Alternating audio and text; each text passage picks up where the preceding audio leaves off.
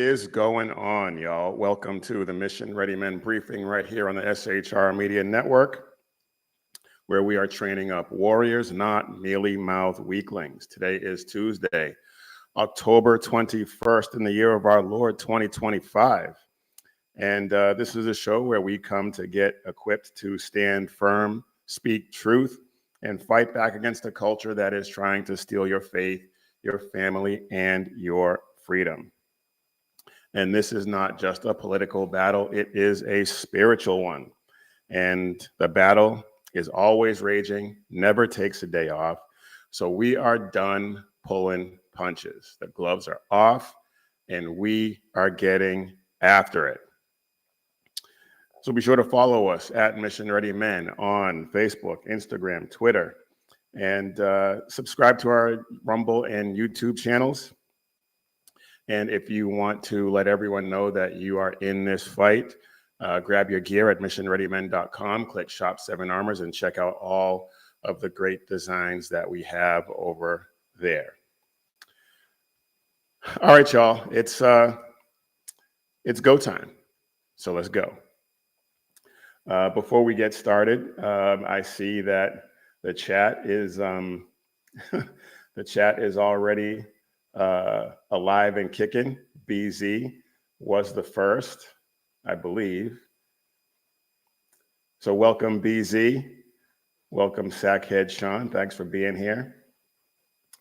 So I mentioned that today is the 21st. Yesterday was my 20th wedding anniversary.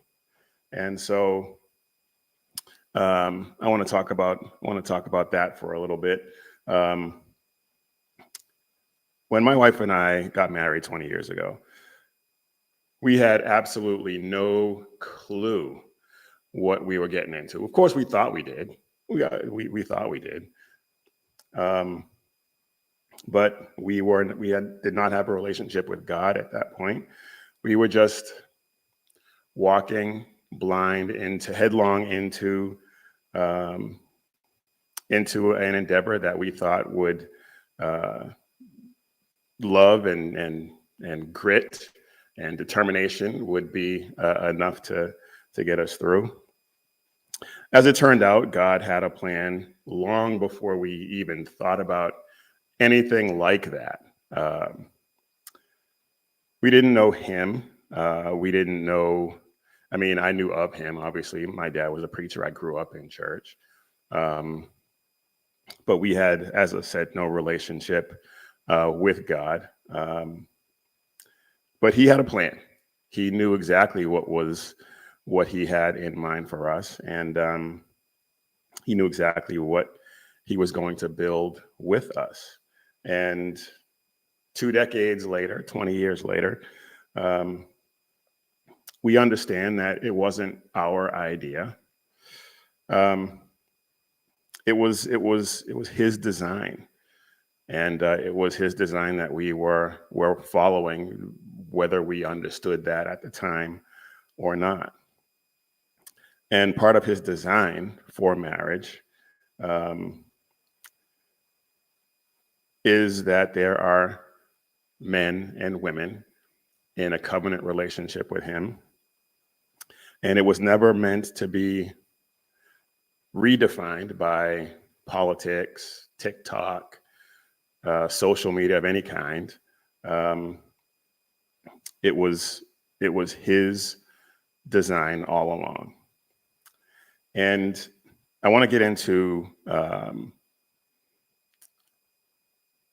this attack that is happening. And I've talked about it before, but I wanted to talk about it in context of my marriage at this point. But we've talked about how masculinity, manhood is under attack. And we just saw some recent examples of it. I talked about during the DNC convention, Dana Bash talked about this new masculinity represented by guys like Doug Emhoff and Tim Walz, and good Lord, we know that that is not that is not masculinity of any kind. But we had AOC recently talk about masculinity and her ridiculous definition of it. And I want to I want to talk about that for a second. So let's see if we can pull that up, because AOC is just, she's ridiculous. And they are able to radicalize and target and exploit a generation of young boys, in particular, away from healthy masculinity and into an insecure masculinity that requires the domination of others who are poorer, browner, darker, or a different gender than them. And that is why they are resonating online, because they are appealing to the most basest and worst parts of human nature to divide us. And they are able. She is so ridiculous. As I've said this before, every accusation from them is a confession. And the left are the ones that want to dominate. Real manhood, especially biblical masculinity, does not dominate anything. That is not what it requires. It requires service, self-sacrifice, and leadership. And that is the complete opposite of what the leftist version of masculinity offers. As far as they're concerned, masculinity, true masculinity, is toxic unless it's apologizing for existing, I guess. They want men who cry on cue and vote left, vote blue, and ask permission to do the most basic things, because to do otherwise is toxic as far as they're concerned. The problem with the left is that masculinity, they see masculinity as toxic, but the opposite is true. The lack of masculinity is what is the most toxic of all. As I alluded to, and I am going to get back into the marriage part of this, but real biblical manhood requires responsibility, as I said, sacrifice, and leadership. Men don't need applause. Men don't need accolades. They need a mission. And marriage will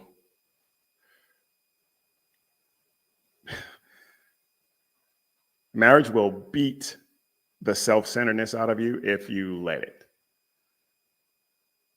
I don't think there's anybody who would argue that I can be one of the most self-centered people the world has ever seen. I'm sure my wife will chime in and say that can be true. I try to not be at this point in my life, because I understand what my responsibilities are. And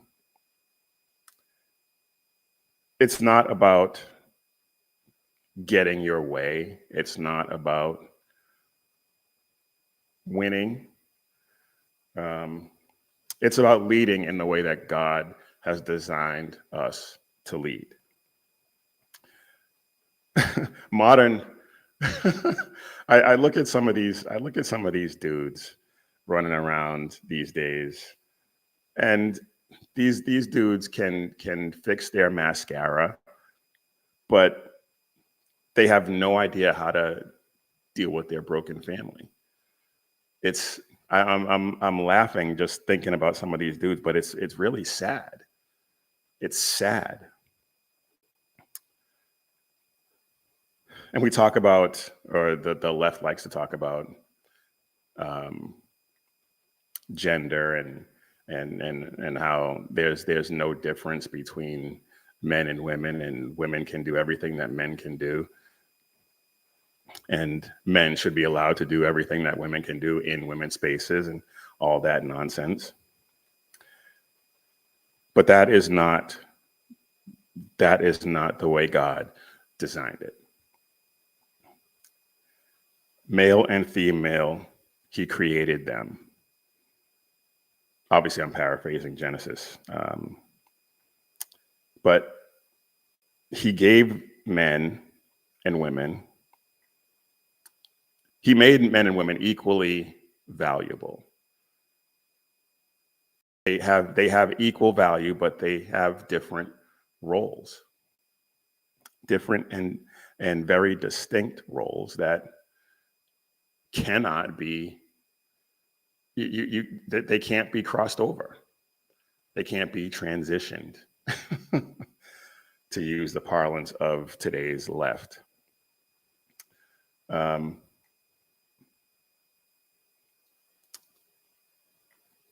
Matthew 19:6, and this is a verse that you hear in wedding ceremonies all the time. What God has joined together, let no man separate. Marriage, as I'm sure you've gotten a theme, is God's design. And it's a mirror. It's a mirror of Christ's relationship with the church. And let me pull up that verse real quick, because I think that is important. I wasn't going to, but I think that this is important.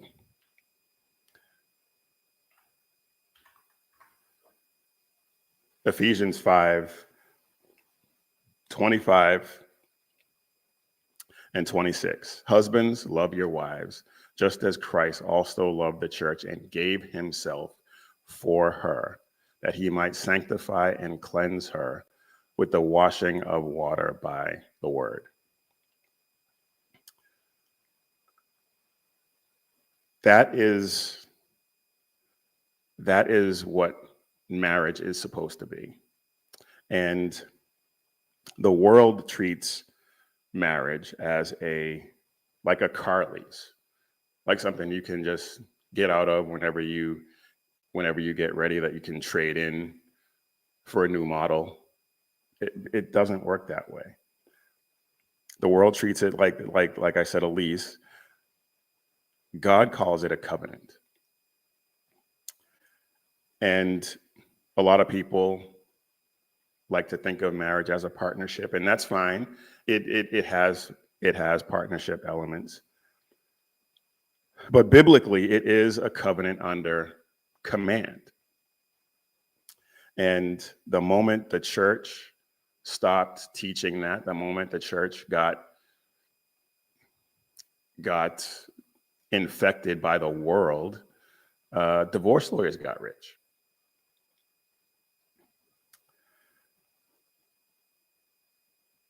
Marriage is not, let me, it looks like the chat is lighting up over here. Let's see what, we got. Sackhead Sean, they want weak men, plain and simple. They know the cycle. They are behind the 8 ball. Strong men, easy times. Easy times, weak men, bad times. We are recovering from the weak men time. Yeah, absolutely. Absolutely. You are 100% correct, sir.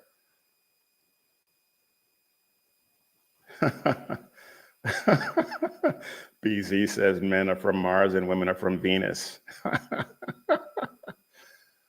Oh. Oh, pick me, pick me. I remember arguing where to go to dinner. That was just dinner.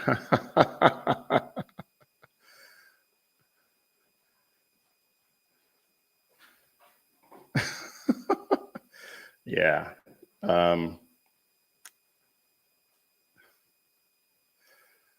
Oh, that's funny. So the chat is rocking and rolling.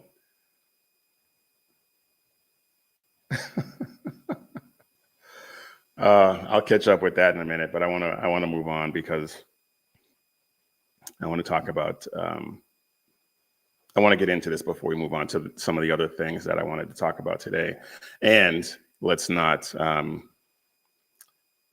There's a lot to talk about, but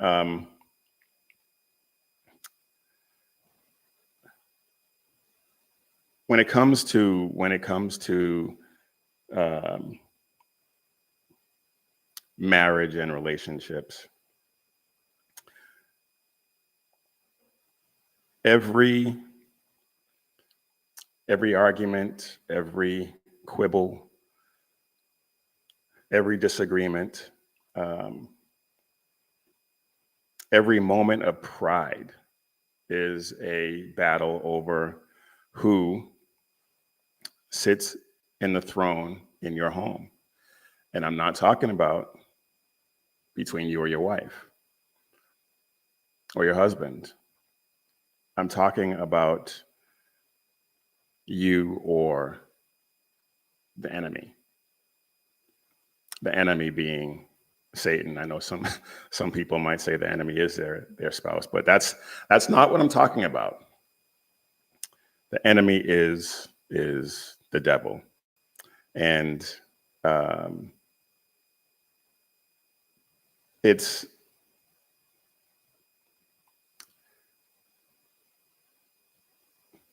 there's an element of as I said, pride. There's an element of forgiveness. You have to be. Oh, obviously. I mean, we're commanded to forgive, but we are a fallen people. So we fight. We fail each other every day, and we forgive every day. Because giving up is not something that should ever be on the table, ever, in the covenant of marriage. And if you're not married, if you're in a committed relationship with the eye towards getting married, giving up still shouldn't be on the table. Excuse me. God didn't call us to be comfortable. He didn't call us to be to be comfortable. It's not supposed to be comfortable. We're supposed to be faithful to our spouses, faithful to God. A lot of men sometimes you'll hear you'll hear men say that they would die for their wives or their families, and that's admirable. That is what we're called to do, should that be required. But it's hard for a lot of those guys who are not in a relationship with God to let their own egos die. And that ego will get you into a lot of trouble. That ego will cause problems that you don't even want to think about. And the only way to get rid of that is to have that relationship with God, to submit your lives to Him, submit your marriage to Him. Submit your business to him. That's the only way this thing really, really works. You can have the illusion of it working without that. But at the end of the day, it's not working. Real manhood, real marriage,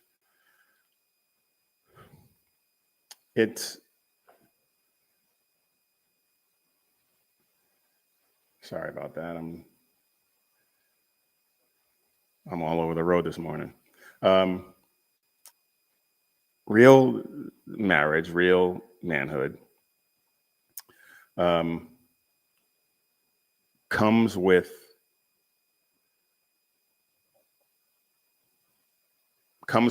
splinters from the cross that you both carry.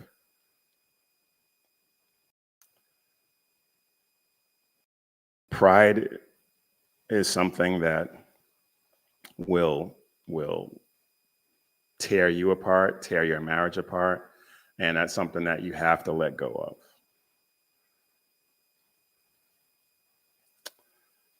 And what we're seeing in this day and age is pride on steroids. I mean, we have an entire month dedicated to it.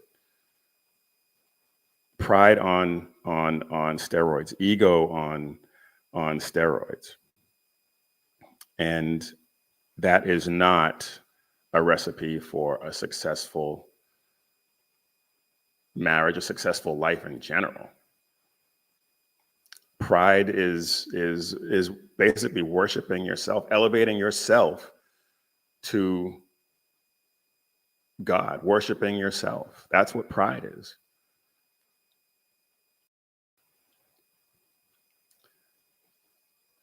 And pride leads to chaos, because if you're worshiping yourself, anything that you think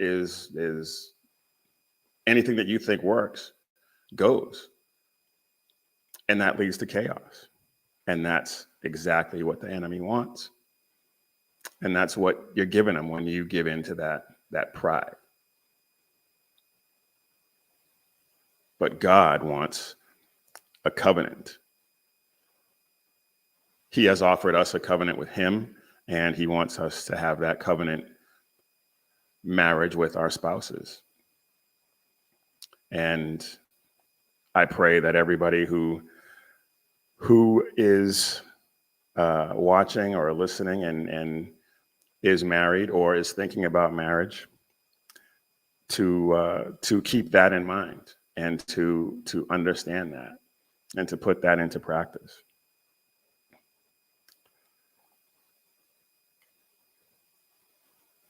Marriage is a daily,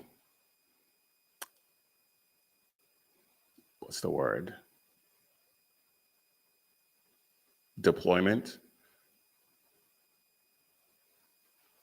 where you have to gear up and fight for your family, because that is your mission. The world doesn't need safe men. The world needs men who are, and I've talked about this before, who are dangerous. And I'm not talking about dangerous in terms of criminality. I'm not talking about dangerous in terms of abusiveness or anything like that, obviously. It means men who are dangerous to the enemy, dangerous to evil, tamed by the word of God, tamed by truth, not emasculated by the culture, which is what we're seeing the culture attempting to do with men. We've seen that over the past, 25 years, 30 years, maybe even longer.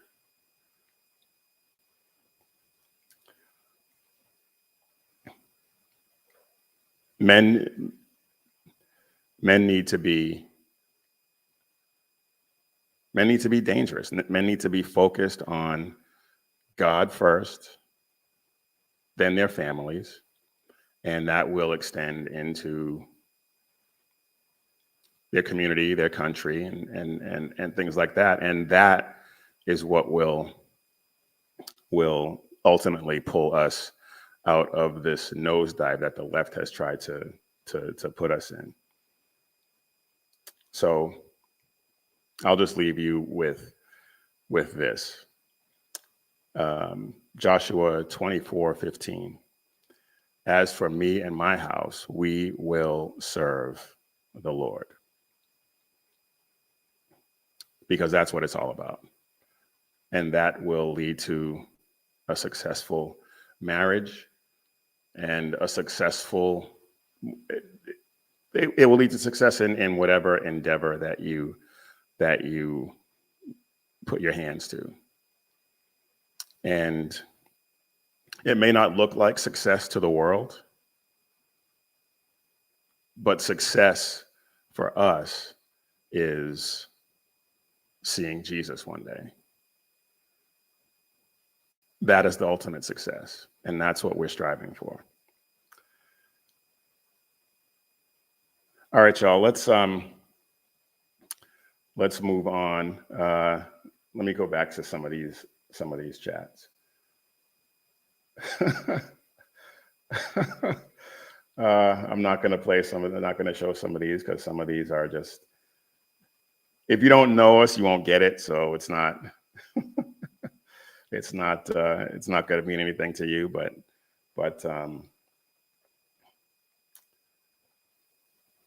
well, here we go. For women, you must also submit to your husbands, put ego aside and trust him because he trusts the Lord. Amen. Amen. All right, let's move on because we still got a lot to get to. I want to talk about this past weekend. This past weekend was interesting. We saw a geriatric clown show. They marched, some with their walkers, against some imaginary monarchs. Because I guess, I don't know, screaming at the clouds wasn't getting it done or something. I mean, it was just so ridiculous. Of course, I'm talking about the No Kings protests that were supposed to be a stand for democracy against authoritarianism, against whatever they think Trump is doing to them in their imaginary world. But of course, it's whatever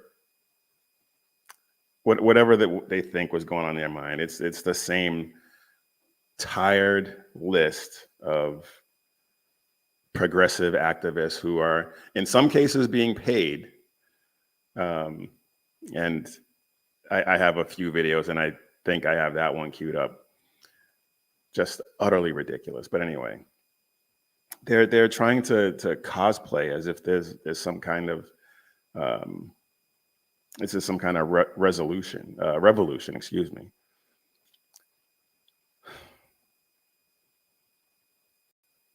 When you're, let's take a look at some of these because these are ridiculous. There was so much to see at some of these rallies, some of these so-called protests, that I don't even, in some ways, I don't even know where to begin. I mean, you had people dressed up in costumes, dressed up as furries, and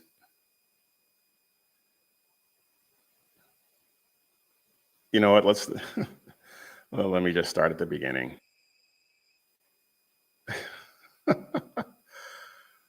Oh man. This kid, I don't know. And I know I talked about how it was a geriatric thing, but this one is ridiculous. Trump's a bitch. Yeah, why is that? I don't know. We don't like him. That's the word around here. Any particular reason why you don't like him? No clue at all. I'm just going with everybody else saying. Trump's a bitch. Wow. No clue. And that is emblematic, representative of the left in its entirety. They got no clue. No clue about anything. Just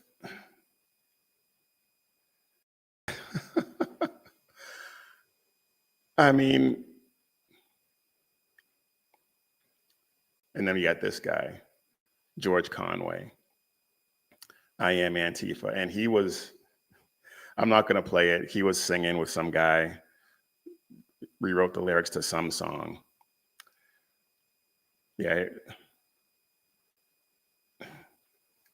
Let's listen to it. Let's listen to it. Land, we won't be subjects for him, for it's one, Oh my goodness. 2, 3 times impeached for a would-be king.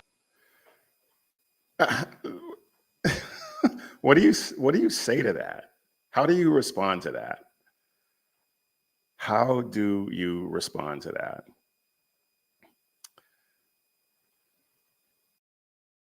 They claim that President Trump is having monarchical tendencies. They want to restore checks and balances. He has been the most checked and balanced president in history. He has had more lawfare. He's been impeached twice. They were just talking about in this song about impeaching him a third time for reasons, just like the first two.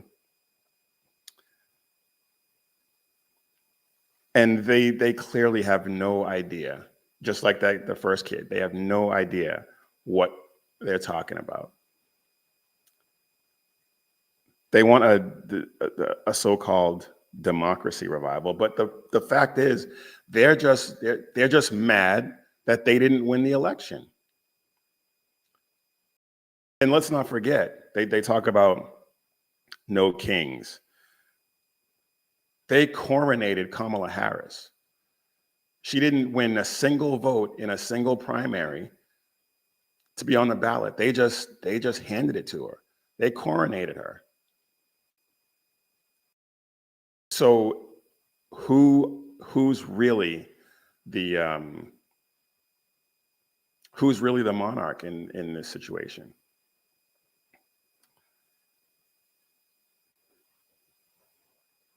President Trump was democratically elected, and they are protesting the outcome of the election because they coronated the wrong candidate, and they're claiming to defend the process that democratically elected the guy that they just don't like. How many times? Oh, and I forgot about this.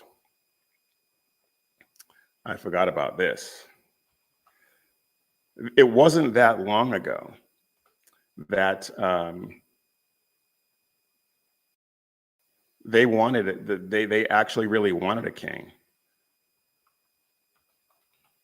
Let's see if I can pull up that article. Here we go. It was not that long ago. Liberals want Obama to be a king, not a president. This was back in 2012.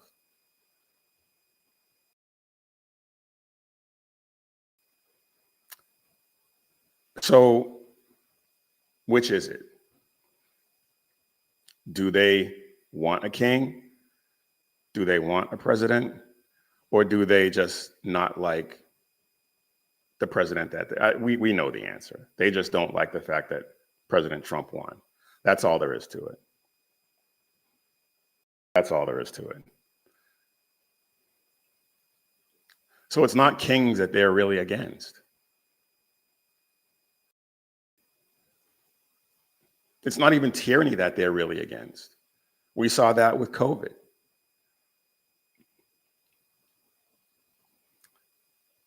They locked you in your homes.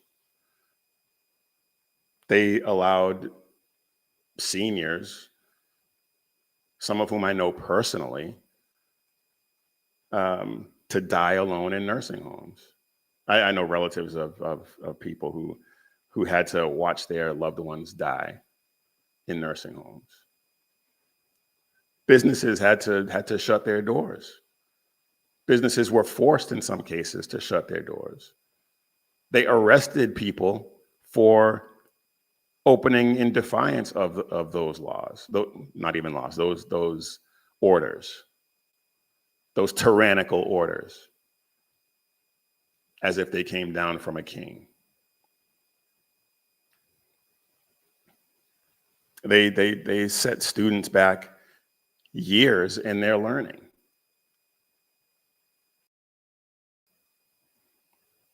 I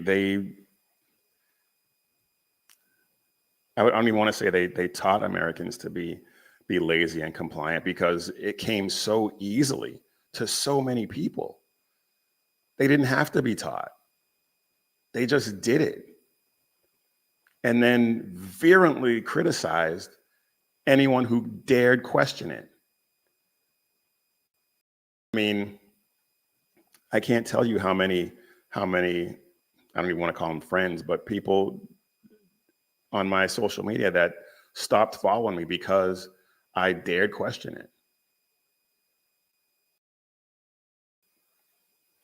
Got into so many heated debates with so-called friends over that. And they did it, and they went along so easily. They want a monarch, they just don't like the one that they think that they have.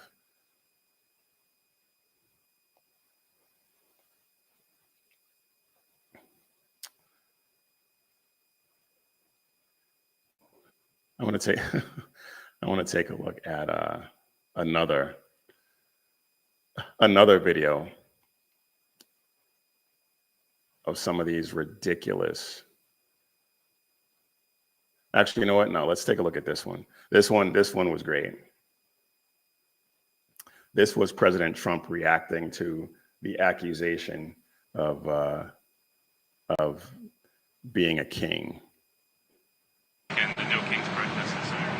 I think it's a joke. I looked at the people. They're not representative of this country. And I looked at all the brand new signs paid for, I guess it was paid for by Soros and other radical left lunatics.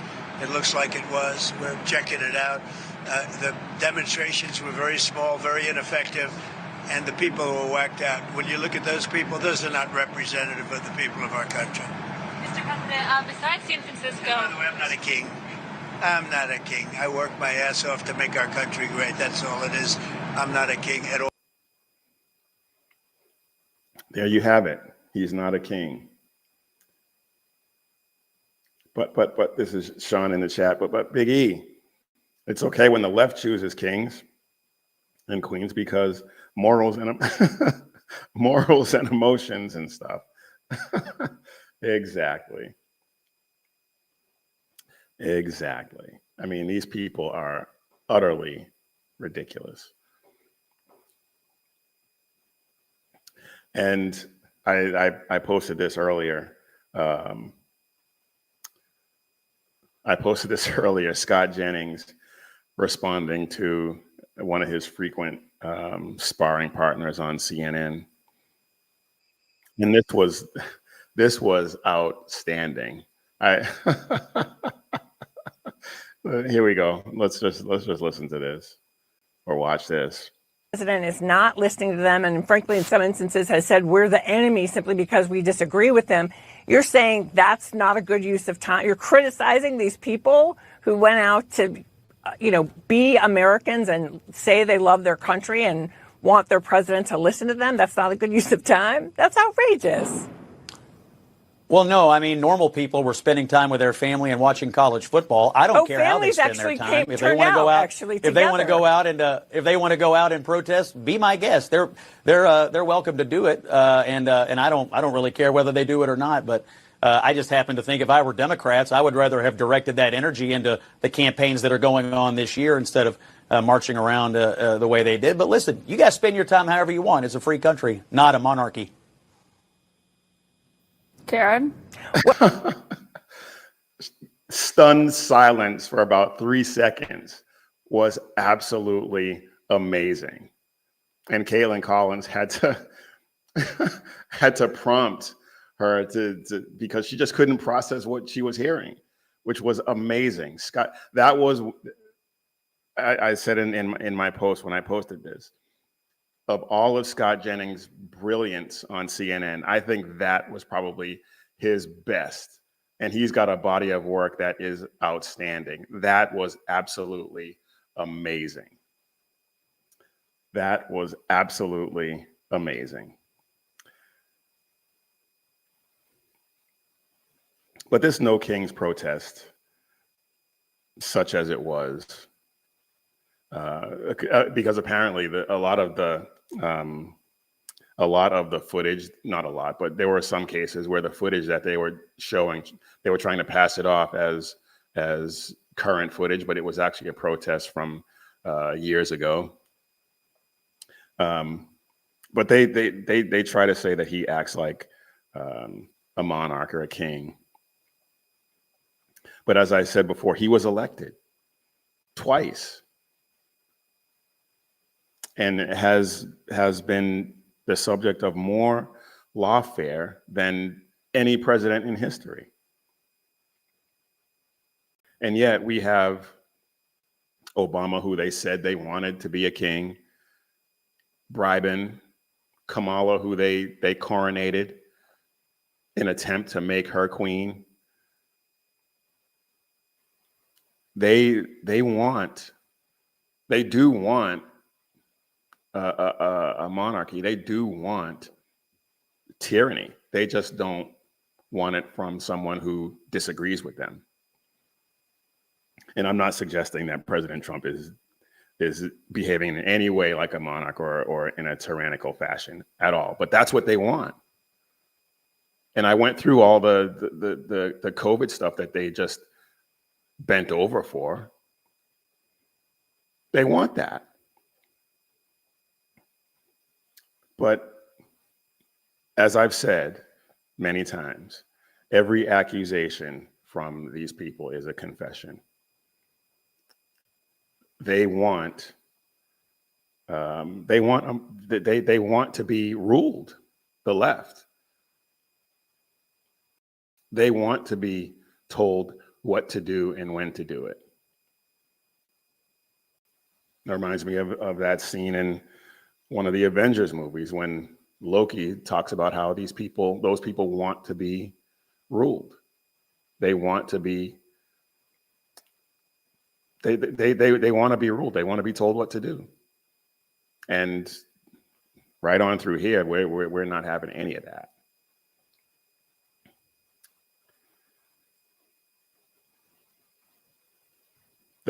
The irony of them protesting no kings while begging for the government to run their lives, run every aspect of their lives is amazing to see. And it's completely lost on them. Completely lost on them.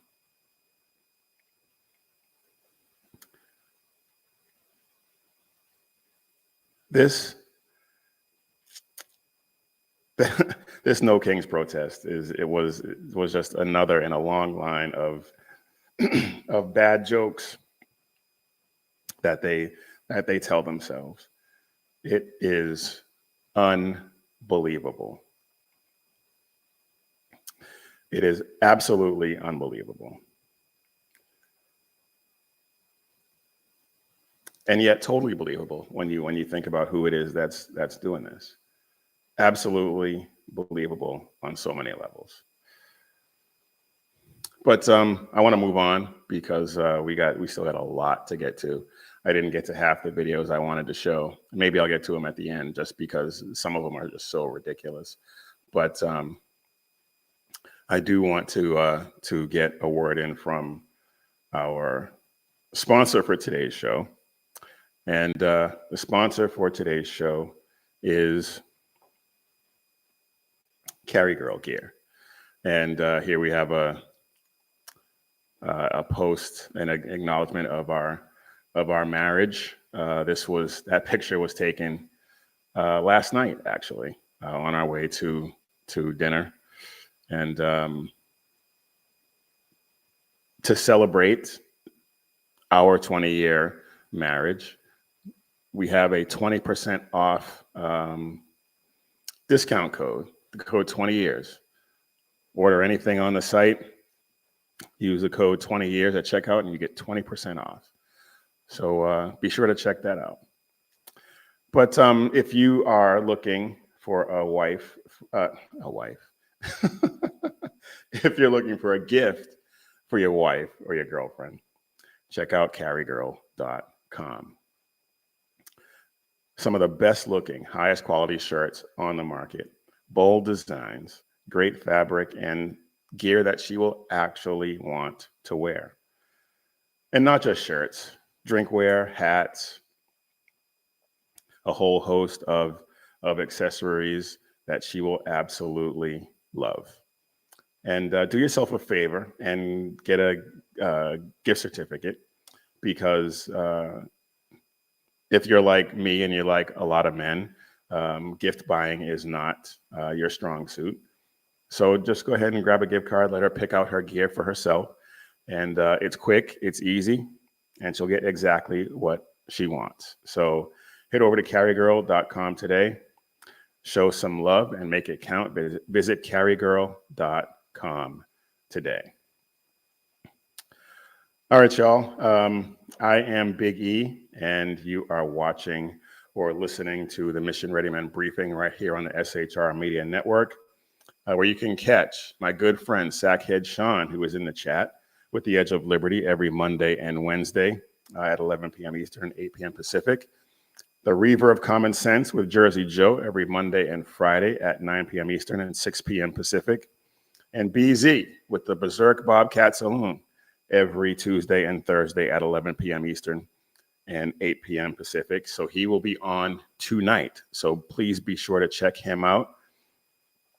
And be sure to like and subscribe to all of the shows on the channel. Subscribe to the channel. I didn't take a look at how many subs we have, but it's been growing.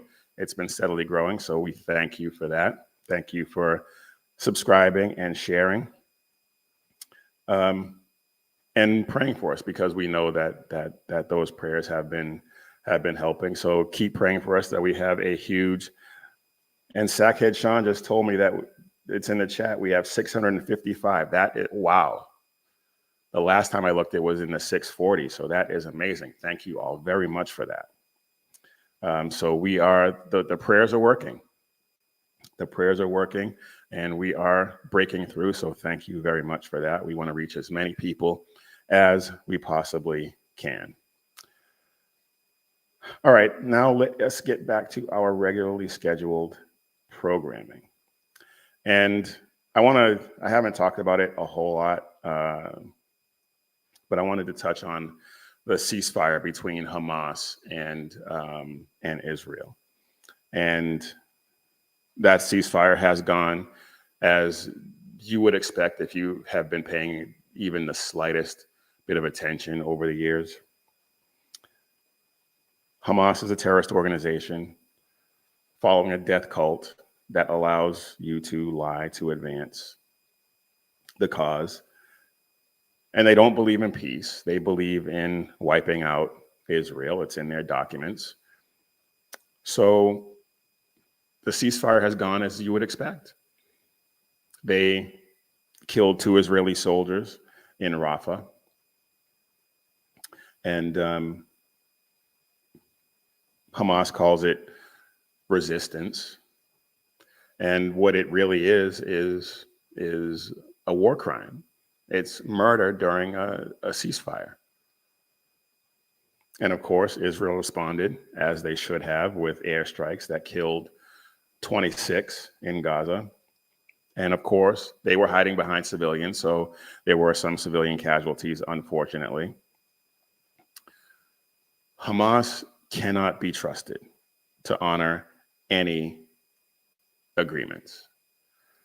And as much as I would like there to be peace, as much as I would like there to be harmony between the Palestinians in Gaza and the Israelis, it's I don't see it happening. I don't see it happening. And as I've said before, President Trump's efforts for peace are commendable, admirable, but at the end of the day, unrealistic.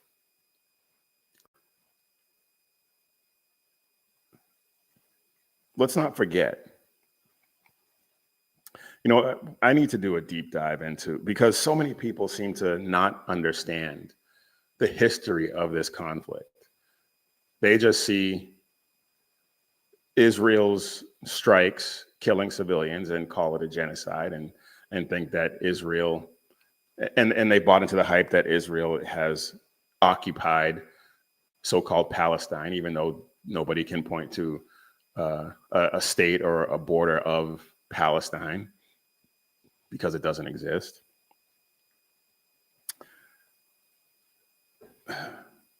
So yeah, I think I need to do a deep dive into that so that people understand the history of this conflict and how futile, aside from divine intervention from the Almighty, how futile it is to attempt this peace. It just can't be sustained, because both parties have to want it and both parties don't. So Israel is continuing to let aid roll in, and Israel honors the ceasefire until they're attacked. It's, like I said, it's unsustainable. It is unsustainable. And after Hamas killed those 2 IDF soldiers, I would have loved to have seen Israel just turn Gaza into a parking lot. Honestly, just reduce it to rubble. And that might sound harsh to some people. And to a certain extent it is, but what you also can't forget is that the people of Gaza voted Hamas in. They voted Hamas in. And in the 20 years since, they have been raising up their children to fight this war. And you've seen the footage of the Palestinians, of Hamas, rounding up Gazans whom they suspect of collaborating with Israel and killing them in the street, beating them. I just saw a video. I'm not going to play it because it was, wow. I just saw it just before I went on the air. The brutality with which they treat these people is horrific. Horrific.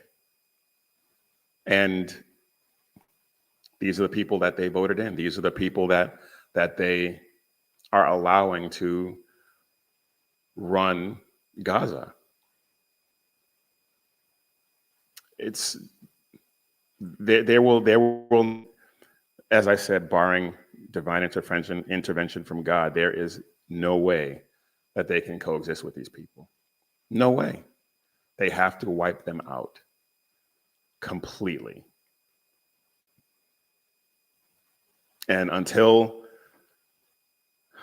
until Israel actually does that, this is going to continue. There may be periods of peace where Hamas is rearming and reloading and building new tunnels and all of that. But rest assured, they are going to come back, and they are going to come back and do some serious damage.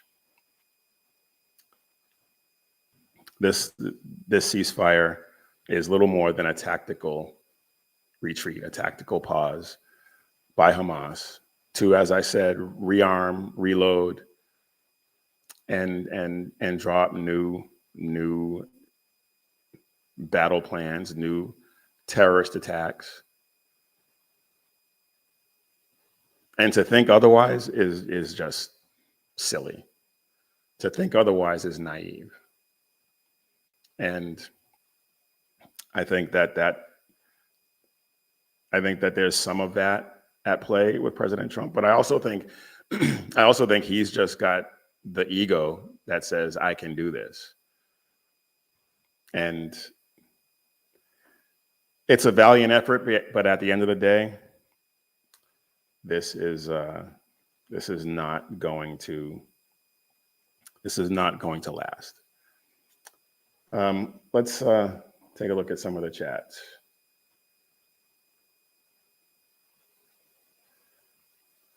This is BZ in the chat. What did Gold in my ear say? You cannot negotiate peace with someone who has come to kill you. Well, absolutely. That is 100% correct. They do not see Israel as having a right to exist. So how does anyone think that this is going to be some sort of lasting peace? They need at least 2 generations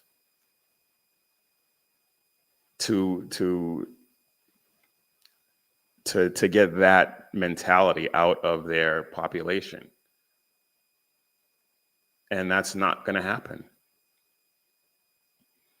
Because it's not going to happen, because that's what their holy book says. Their holy book commands them to make war against the infidel. And who are the infidels? Anyone who's not a Muslim. That means us, that means Israel, that means everyone who's not a Muslim. And in some cases, even if you are Muslim, if they even suspect that you've collaborated with non-Muslims, with infidels, well, then they will take a shovel to your face. Yeah, that was one of the images I saw earlier. Just horrific, barbaric.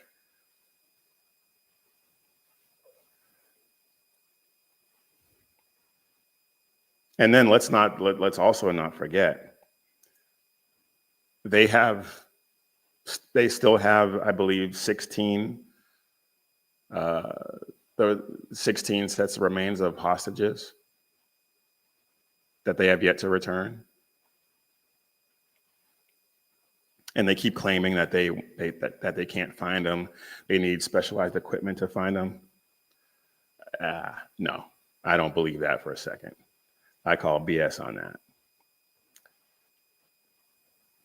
They claim that they're trapped under rubble and all this stuff.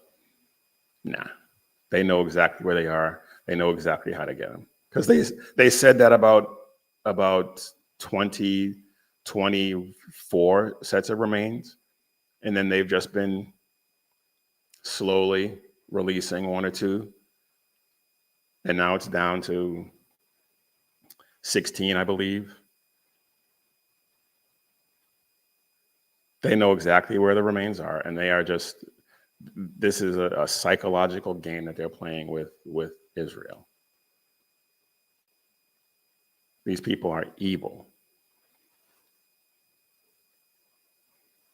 And I am hoping that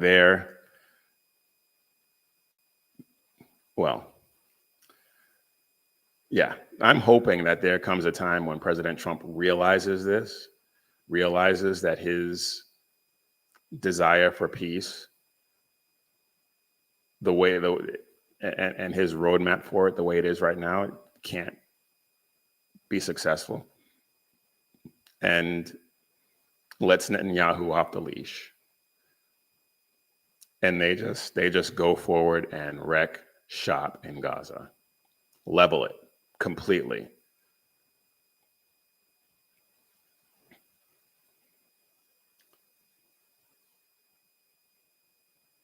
Israel has made it clear: return the hostages, stop firing rockets, or they are going to resume hostilities and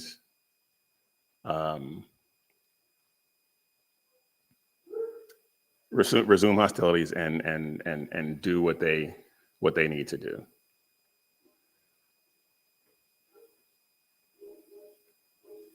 Like BZ said, you can't negotiate peace with people who want to kill you. It's futile, and it's silly to think that you can,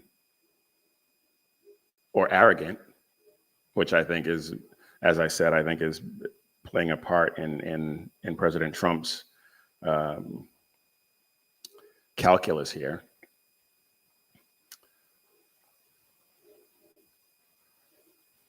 This ceasefire that is currently going on survives only because President Trump and the rest of the world want to pretend that Hamas can be reasoned with. Oh, you heard that, did you? Yeah, I don't know what's going on. I think it might be a delivery or something. But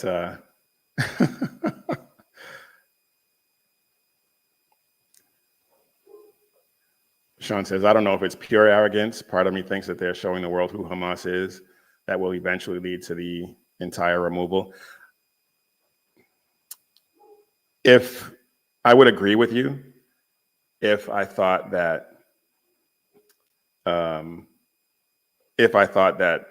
most of the people who are involved in this actually, if I thought they were rational actors, but they support a Palestinian state. And I don't think that is going to change. I don't think that's going to change because they see the brutality with which Hamas operates. They've been seeing that for decades, and they still want to recognize that state. They still want to try to negotiate with them. If they haven't learned by now, I don't think they're going to, regardless of what happens. Because not only that, but they hate Israel too. The people who want to recognize a Palestinian state also hate Israel. So, I don't know.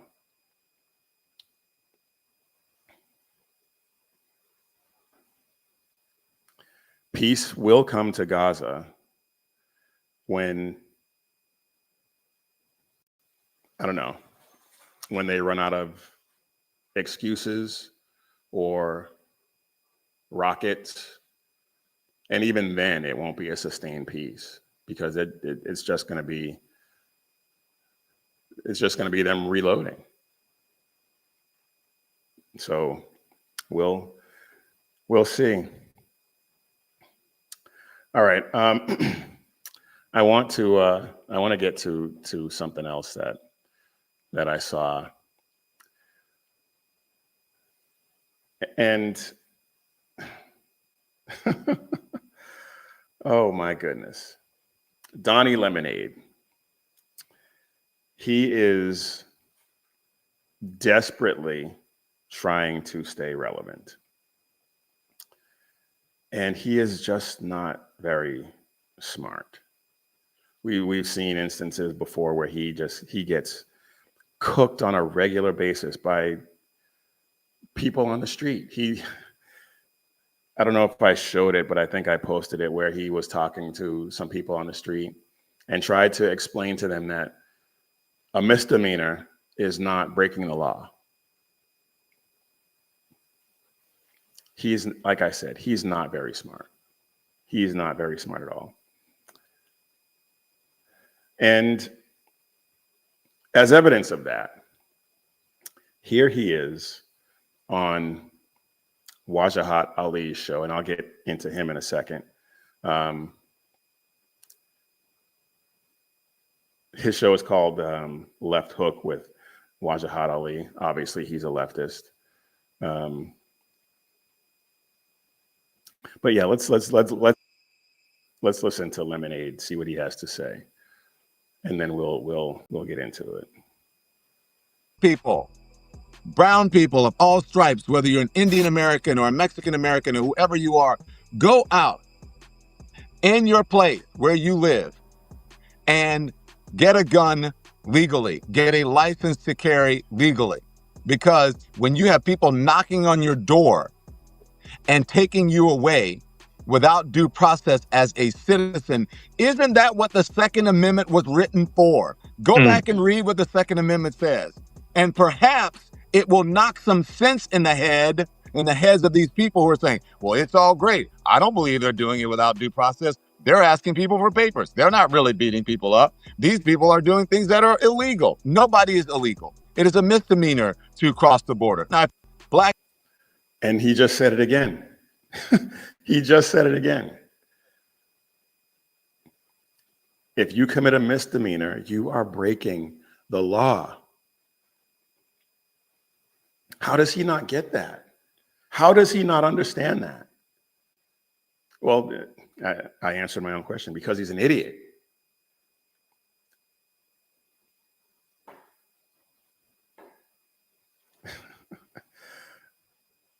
Sackhead Sean, I swear he has a need to destroy his own name even more than he already has, so he can play victim somehow.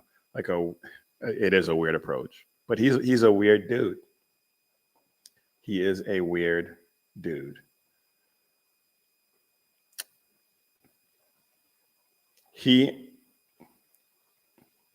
All right, you know, before I get into that, I want to talk about this guy, Wajahat Ali. He is, despite the way his name sounds, he is unfortunately a U.S. citizen. So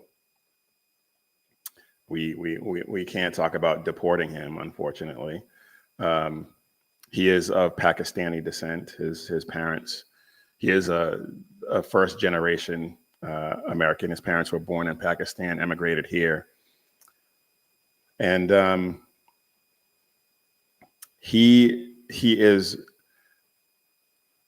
one of the most hardcore of hardcore leftists.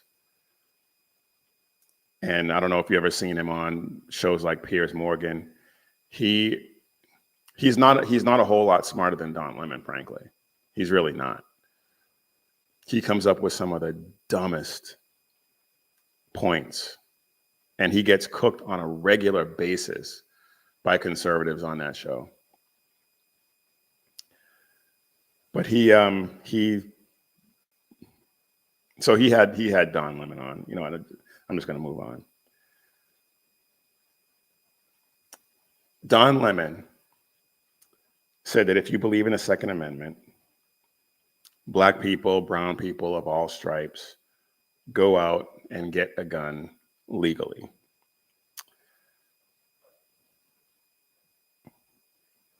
On the surface,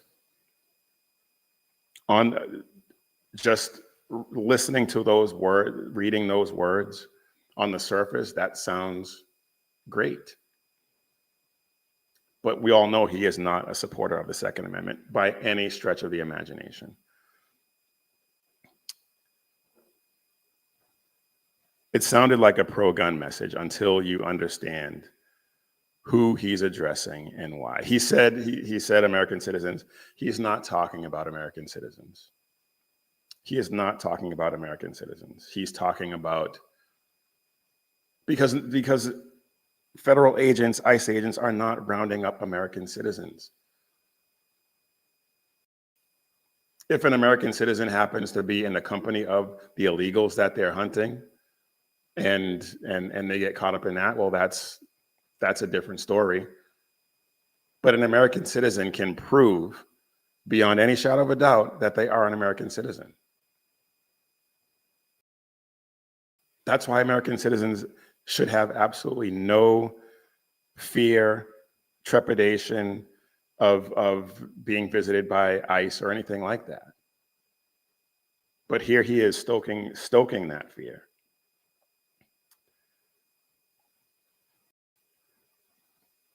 But telling someone, and illegal aliens, the people who are being rounded up by ICE, cannot legally obtain a firearm. And I'm not sure that he's smart enough to understand that, even though he couched it as American citizens, but we know that that's not who he's talking about. And so telling someone to obtain a firearm legally is obviously, on the surface, not illegal. That is First Amendment protected speech.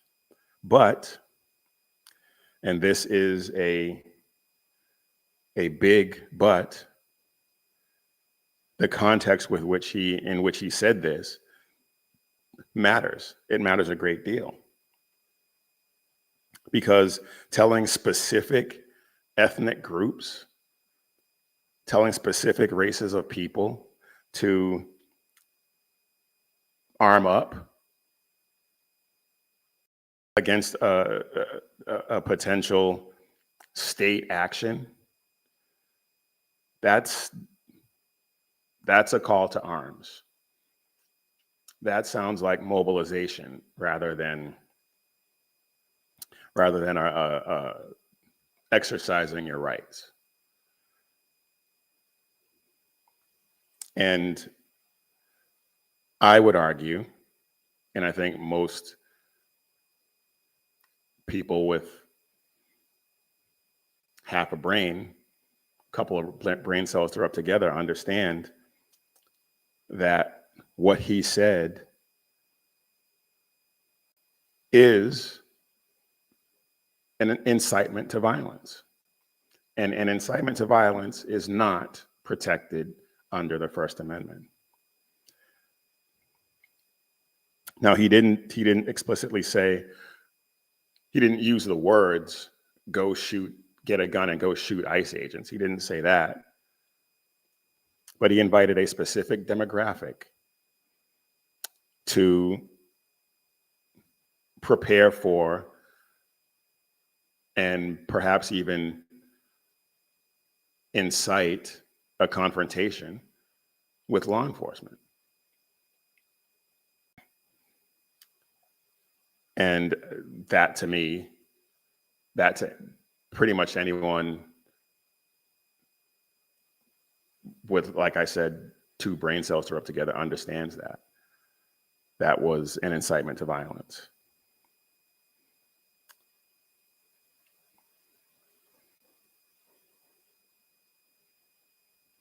That is no longer passive resistance to protest, Sean says. That would be an insurrection. Yes, it would. Yes, it would. And we know how they feel about insurrections, right? Those are bad.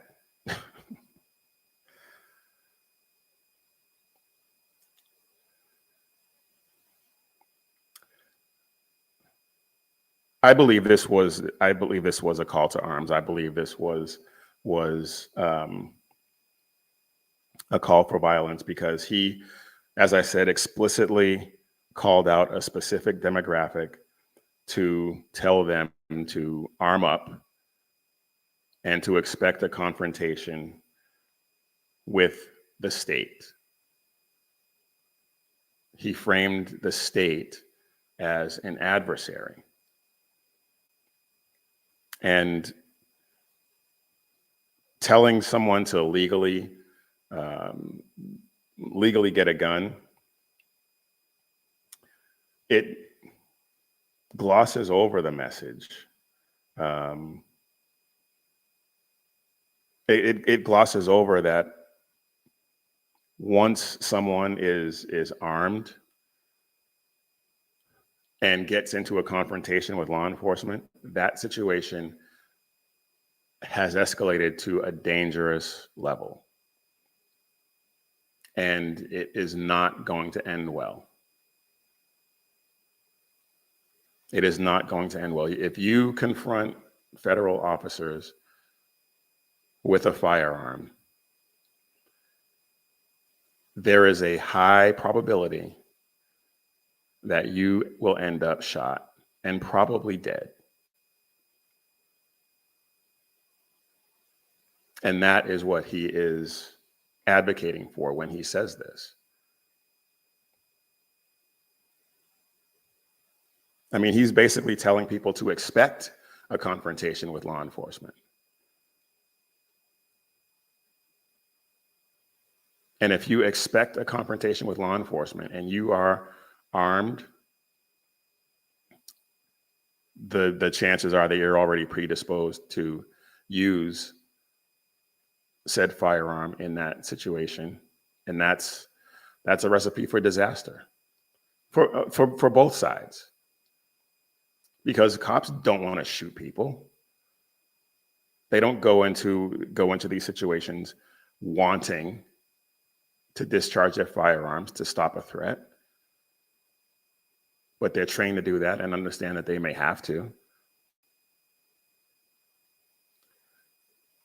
That's not their goal. But what Donnie Lemonade is doing here is advising these people and giving them their goal of attempting to survive this confrontation by shooting police officers, by shooting federal agents. How do you not understand that that is an explicit call to violence? He should be investigated. He should be expecting a visit from federal agents.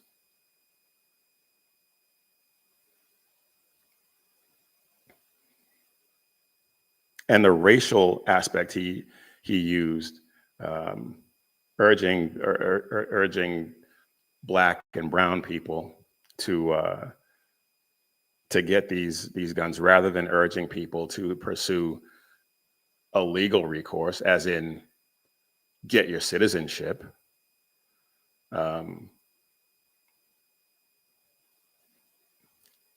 All he's doing is escalating the situation. He's not doing anything to de-escalate these tensions.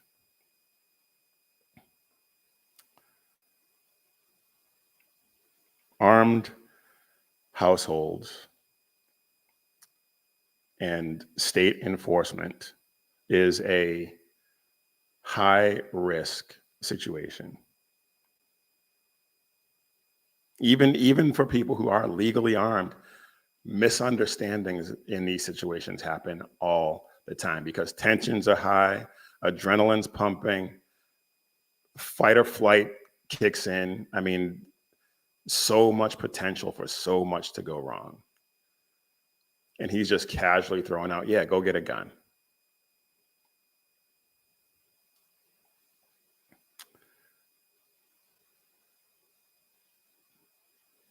And if the people that he's talking about do legally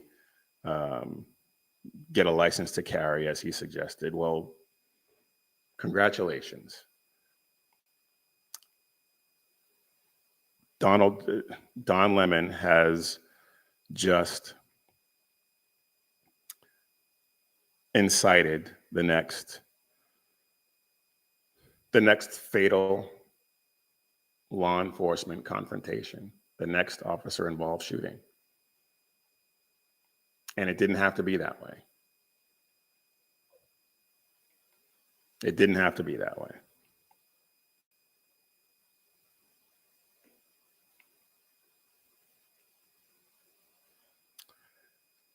All right, y'all. Before we go, let's take a look at some of these chats real quick. Wait, does he have a lisp? I never noticed that before. I don't think so. And instructing people to get a gun and fight lawful government agents is wild. Well, yeah, of course it is. But he's not that bright, as we've established.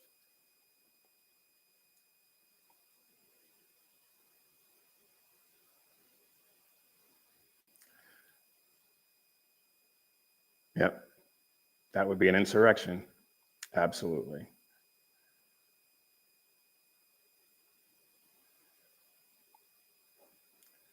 BZ says New York City is going to have to fall. At this point, it is. Yeah, it's already fallen. I mean, I think it's a. I didn't get it. I had a story that I was going to get into, but I don't have time at this point, unfortunately, because I really wanted to. But I will definitely get into that next time. Of course, I'm talking about.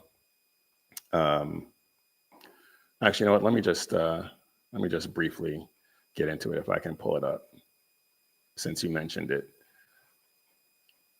Of course, I'm talking about Zohran Mamdani and his and his photo op.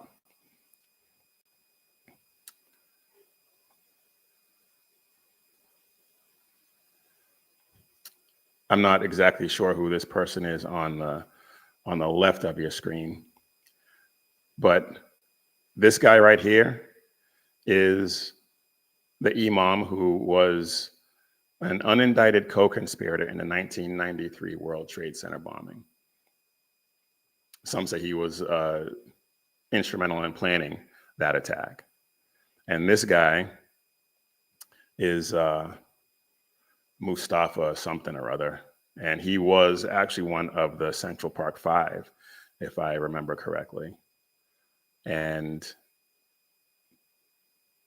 all three of these guys are Muslims. All three of these guys hate America. All three of these guys are actively trying to destroy this country. And just think about this for a second. I know I said I wasn't going to get into it, but less than a quarter of a century ago, people who subscribe to this ideology killed almost 3,000 people. And now they're about to elect one of these people as mayor in that city. That is wild. And if you had said that to somebody even 10 years ago, people would have thought you had lost your mind. Yet here we are. I am going to get into that a little deeper next time. Sean says, you are judged by the company you keep. No, remember all the times they attacked Trump for a random vote. Well, exactly. Exactly.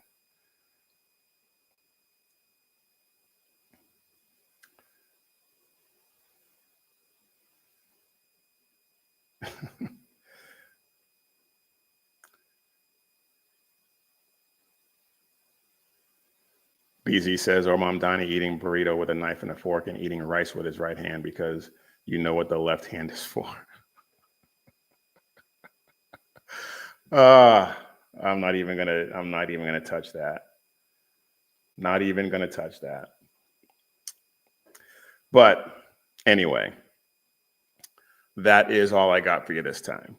I will keep trying to make each show better than the last. If anything that I said hit home for you, please take a second to like and subscribe and share this video with everyone that you know. Subscribe to the channel, share the videos. We want to get the word out to everyone that we possibly can, because we're not just here to We're not just here to bloviate. We're just not here to opine. We are trying to spread the word of Jesus Christ and the banner of faith, freedom, and hope for future generations. And if you want some cool gear and show people that you're in this fight, head over to missionreadymen.com, click Shop 7 Armors, and check out all of the great designs that we have over there. Bold designs, talking about bold faith, true grit, and unapologetic patriotism. And as always, when seconds count, the police are only minutes away, but the Lord is right there with you, so keep your prayers going up and your head on a swivel. God bless.